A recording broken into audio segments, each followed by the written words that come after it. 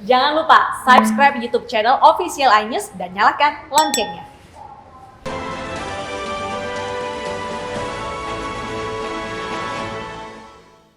Masih bersama kami di iNews Siang, pemirsa, ratusan warga Kota Pematang Siantar, Sumatera Utara saling dorong di depan pagar bank. Warga saling dorong untuk mencairkan bantuan UMKM dari pemerintah.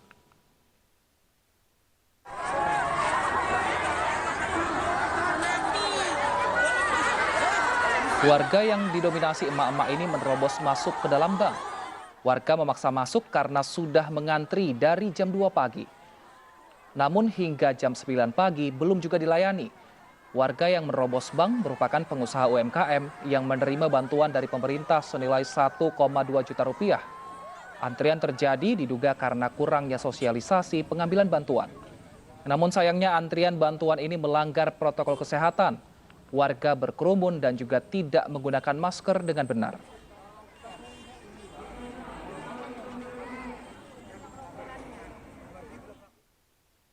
Abai protokol kesehatan juga terjadi di Sumedang, Jawa Barat. Ratusan emak-emak yang mengantri bantuan UMKM bahkan pingsan karena berdesakan.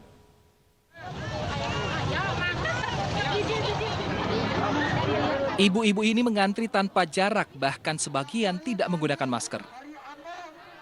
Saking ramainya antrian, bahkan ada yang pingsan karena terlalu lama mengantri. Para ibu ini mengantri untuk menerima bantuan UMKM di Gedung Geraha Insun Medal, Sumedang, Jawa Barat. Masyarakat rela mengantri sejak pagi untuk mendapatkan bantuan sebesar 1,2 juta rupiah dari Kementerian Koperasi dan UMKM. Tadi dari jam 6 udah ngantri, udah banyak. Berapa jam tuh ngantri tuh? Tuh ya lumayan. Ada 3 jam tuh. Lebih. Dari kapan Bu ngantri? Dari kemarin. Baru bisa sekarang ini ya? Iya. Dari Udah dapat belum? belum. Masih nunggu antrian. Bu, antri berkerumun gini nggak takut Bu? Oh, bukan takut lagi. Semangat. Namun karena tidak mengikuti protokol kesehatan, antrian terpaksa dibubarkan petugas. Dengan adanya kegiatan yang berkerumun sudah beberapa hari ini, kami melakukan penindakan dan penyampaian informasi kepada masyarakat akan protokol kesehatan dengan 5M, terutama untuk jaga jarak di masa pandemi ini, juga menegur dan memberikan sanksi kepada BNI sendiri untuk pelanggar protokol kesehatan sesuai dengan peraturan Bupati nomor 5 2021 seperti itu. Meski kecewa, para penerima bantuan tetap membubarkan diri. Proses verifikasi akan kembali dilanjutkan Senin pekan depan dengan membatasi penerima bantuan yang datang. Dari Sumedang, Jawa Barat, Beben HVA iNews melaporkan. Ribuan kartu tanda penduduk milik warga yang terjaring razia menumpuk di kantor Kejaksaan Negeri Sidoarjo, Jawa Timur. KTP itu tidak diambil oleh pemiliknya meski sudah disita lebih dari 3 bulan.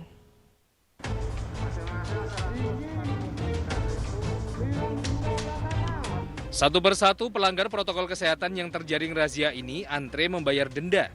Mereka membayar denda setelah menjalani sidang tindak pidana ringan. Denda pelanggar protokol kesehatan rata-rata Rp100.000. Jika tak menghadiri sidang, uang denda naik menjadi Rp150.000 hingga Rp200.000. Hingga kini masih ada 4.900 KTP warga yang menumpuk di kantor Kejaksaan Negeri Sidoarjo dan belum diambil pemiliknya. KTP milik warga menumpuk sejak beberapa bulan lalu. Ke depan memang ini harus dicarikan solusi ya. Bagaimana penyelesaiannya, kemungkinan yang bisa kita lakukan yaitu melalui pendekatan, melalui kerjasama dengan kepala desa atau Selama pandemi COVID-19, warga yang terjaring operasi prokes di wilayah Sidoarjo sebanyak 16.000 orang. Uang denda dari para pelanggar protokol kesehatan, baik warga maupun pemilik tempat usaha, hingga saat ini mencapai 1,6 miliar rupiah. Dari Sidoarjo, Jawa Timur, Yoyo Agusta, iNews melaporkan. Nah, ini jadi harus perhatian dari para pemimpin daerah karena warga ini ternyata banyak yang membiarkan KTP-nya sehingga berarti berjalan-jalan atau mengurus administrasi tidak dengan menggunakan KTP karena KTP-nya ditahan. Iya, padahal KTP ini penting apalagi nanti ya menjelang Pilpres takutnya KTP-nya keselip, malah kita harus membuat KTP baru gitu. KTP itu kan identitas kita. Jadi sebaiknya segera diambil daripada nanti ketika mungkin mau ambil cicilan susah KTP-nya nggak ada kan udah lepas cicilannya. Betul sekali. Oke. Kita ke informasi berikutnya pemirsa, ini diduga mengelola investasi bodong seorang penjual ayam geprek online di Banyuwangi, Jawa Timur dilaporkan warga ke polisi. Modus pelaku adalah menjanjikan keuntungan hingga 50% dari modal yang disetor warga. Namun saat jatuh tempo, modal dan keuntungan tak kunjung diberikan.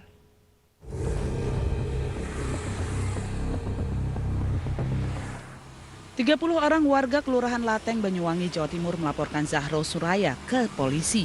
Perempuan yang memiliki bisnis ayam geprek online tersebut disebut-sebut melakukan penipuan berkedok investasi.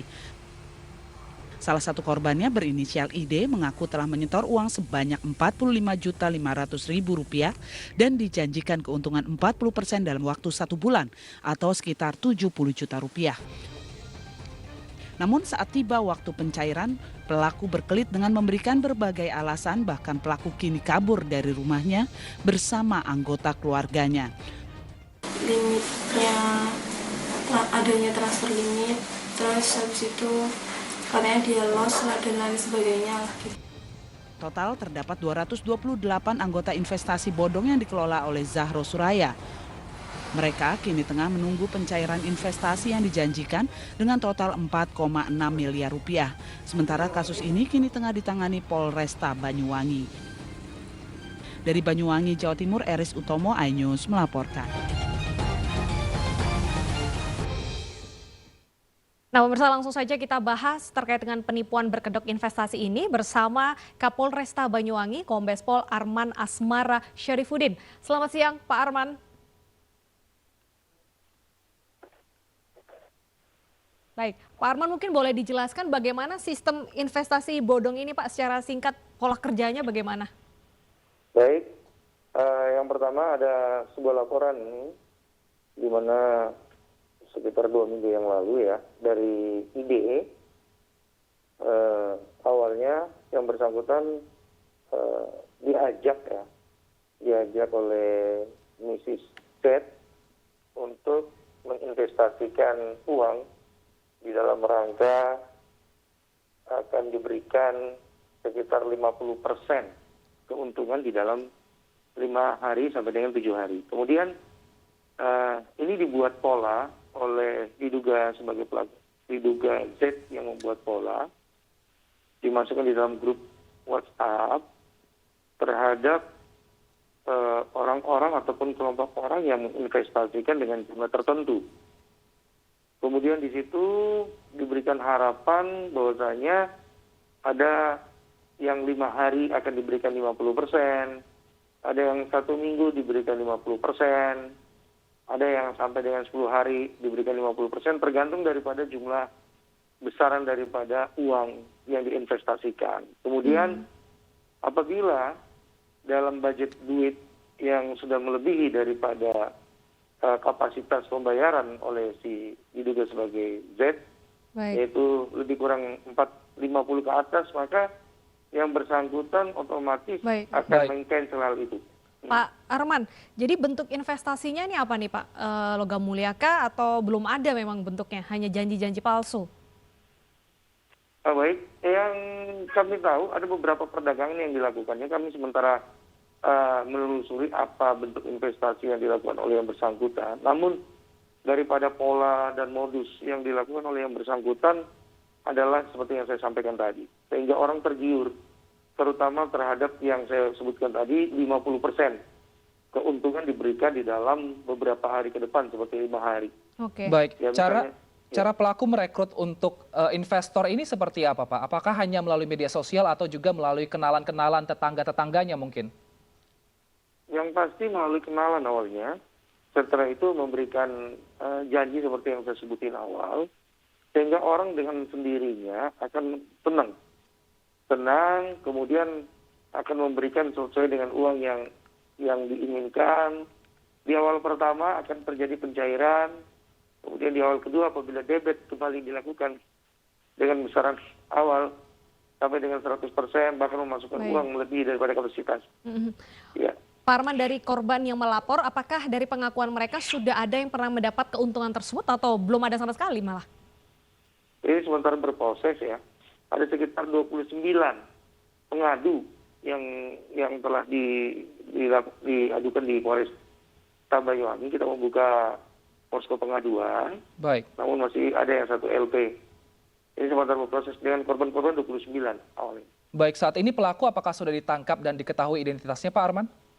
Belum, kita akan panggil mungkin 1-2 hari ke depan. Baik, artinya Sudah pelaku sudah diketahui, tapi belum masih sebagai saksi, belum tersangka, seperti itu, Pak? Iya, benar. Sudah diketahui identitasnya. Baik, kami akan tunggu update-nya seperti apa nanti terkait kasus ini, dan kami juga tunggu pemeriksaannya, Pak Arman. Terima kasih telah bergabung bersama kami di iNews Siang. Kita ke informasi berikutnya, pemirsa. Dampak pandemi COVID-19 tak dipungkiri menimbulkan krisis ekonomi di tengah masyarakat. Hal ini mengakibatkan sebagian besar keluarga di Indonesia mengalami kesulitan asupan gizi. Karenanya pemirsa, pencegahan dan penyuluhan stunting harus terus digalakkan agar mereka terhindar dari gizi buruk. Terkadang hidup terasa berat. Krisis ekonomi akibat pandemi COVID-19 membuat masyarakat kesulitan untuk memenuhi asupan gizi yang baik untuk keluarga mereka. Hal ini tentu amat berbahaya bagi tumbuh kembang anak-anak yang dapat menyebabkan stunting akibat kurangnya asupan gizi. Demi mencegah hal ini, MNC Peduli bekerja sama dengan Posyandu Melati 9 Bantar Gebang melakukan pemeriksaan dan penyuluhan gizi kepada ibu dan anak. Bahkan pemeriksaan dilakukan dari rumah ke rumah untuk mencegah penularan COVID-19. Saya sebagai orang tua berterima kasih banget dengan adanya pandemi ini, kita jadi tidak berkerumunan di Posyandu. Mengucapkan terima kasih kepada MNC Peduli karena telah menyempatkan datang ke Posyandu kami, Posyandu Melati 9, untuk memberi bantuan PMT dan untuk meliput kegiatan di Posyandu ini. Selain memeriksakan kesehatan, MNC Peduli juga membagikan biskuit dan susu untuk memenuhi kebutuhan gizi harian anak-anak. MNC Peduli ingin membantu bukan cuma secara materi saja, karena banyak bantuan yang sudah dikirim, sudah diterima oleh masyarakat juga yang secara materi, tapi kami ingin bergerak di pemulihan anak-anak ini juga. Mari bersama MNC Peduli kita terus membantu masyarakat dalam mewujudkan masyarakat yang sehat dan cerdas untuk hidup lebih sejahtera. Tim Liputan iNews melaporkan.